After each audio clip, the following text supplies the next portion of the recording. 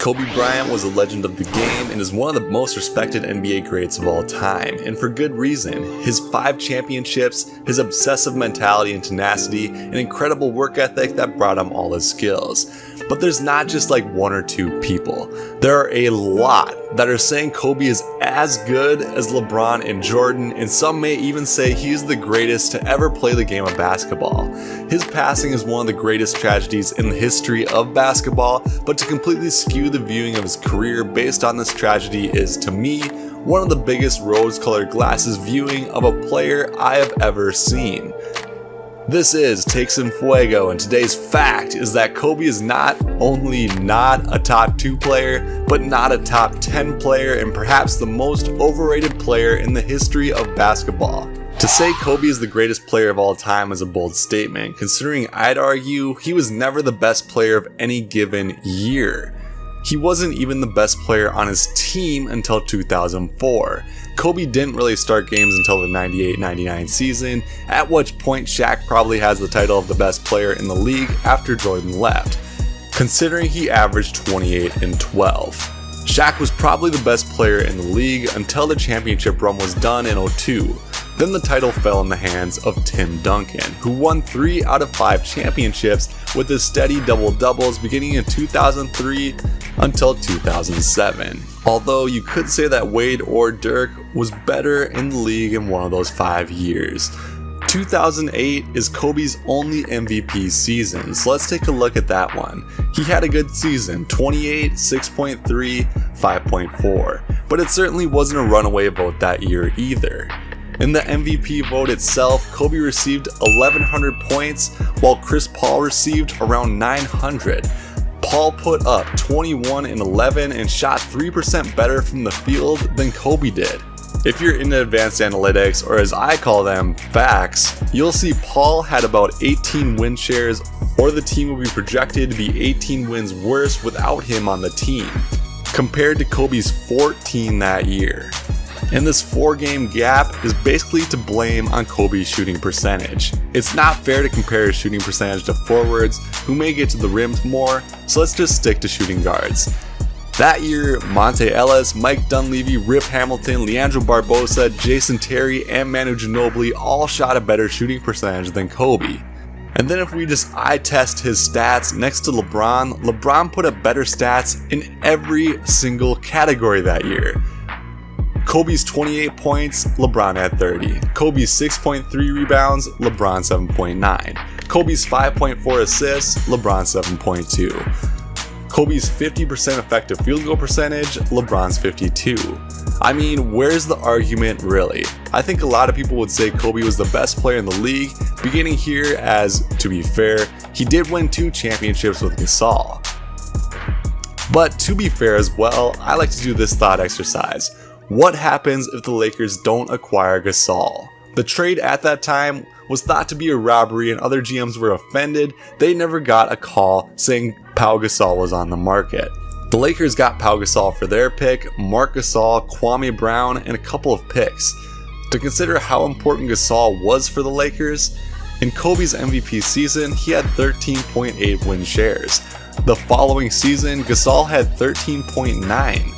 Basically as useful to winning as Kobe was during his time there.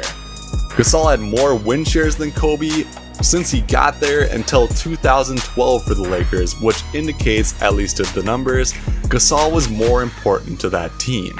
If Gasol never comes and Kobe never gets another championship, then his legacy is being the guy who couldn't handle Shaq, ran him out of town, and they won 3 rings together. Then where does he rank all time?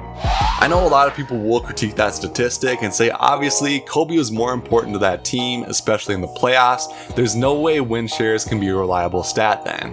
To which I say, I agree somewhat. Kobe was the better player on that team, obviously. But win shares do account for what makes Kobe Bryant so overrated in the first place. It takes into account shot selection and field goal percentage. As an example, say in the 2010 season where the Lakers won the title, Kobe had an effective field goal percentage, combining 2 and 3-point percentage for those unfamiliar, of 48.8%.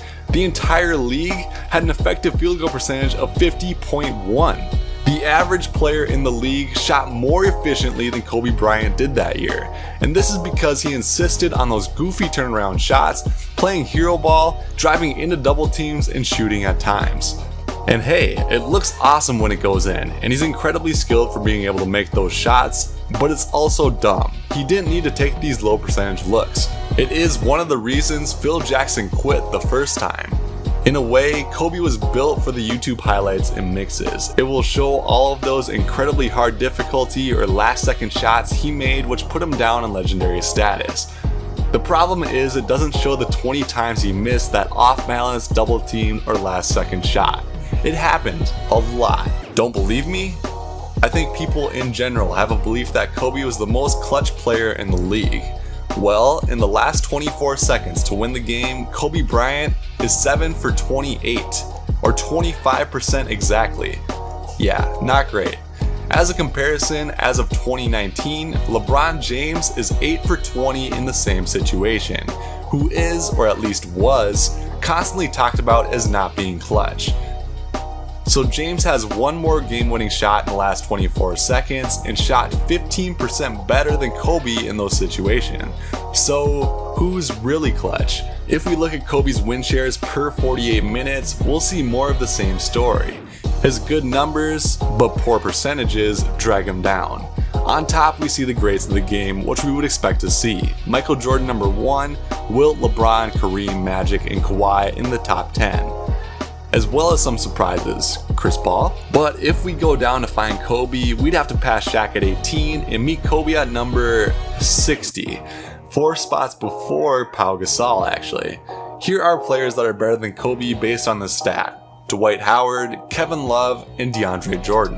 Look, you can discount win shares if you want. It's not necessarily a perfect statistic. Discount his lackluster PER, which I know is imperfect, but you can't discount that he just wasn't a good shooter percentage-wise. And what's frustrating is he could have been better. He was clearly skilled enough to shoot better than the average player in the league, but over and over he drives into double teams, forces one up, and we only see the highlights on ESPN or YouTube. We never see the awful misses, over and over again. And he was a tough teammate. His ego was too big to get along with Shaq, who really just wanted to goof around in ways which Kobe took offense to. Now being ranked 60th certainly is watered down somewhat as well. He wasn't a major factor after he tore his ACL, and he didn't start for 2 years after being drafted. If we eliminate those 5 or 6 years, his win shares per 48 would be a lot higher. But here are players I'd rather have than Kobe that I don't find debatable personally. Jordan, LeBron, Kareem, Wilt, Magic, Bird, Shaq, Duncan, Russell, Oscar Robertson.